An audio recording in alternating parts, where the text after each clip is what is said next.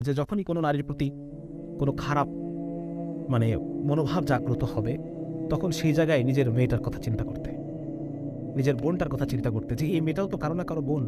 একটা খুব চমৎকার হাদিস আপনাদেরকে শোনাই আমি। সেটা হচ্ছে রাসূলুল্লাহ সাল্লাল্লাহু আলাইহি ওয়াসাল্লামের কাছে এক যুবক এসেছে। সেই যুবক এসে বলছে, ইয়া রাসূলুল্লাহ, আমার খুব জিনা করতে ইচ্ছা করে, খুব জিনা করতে ইচ্ছা করে। তো রাসূল সাল্লাল্লাহু আলাইহি ওয়াসাল্লাম তাকে দূর দূর করে তাড়িয়ে দিতে পারতেন।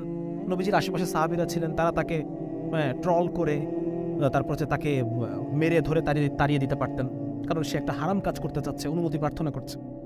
তো রাসূল সাল্লাল্লাহু আলাইহি ওয়াসাল্লাম তাকে কিছুই করলেন না, তাকে বললেন, শোনো, তুমি কাছে আসো।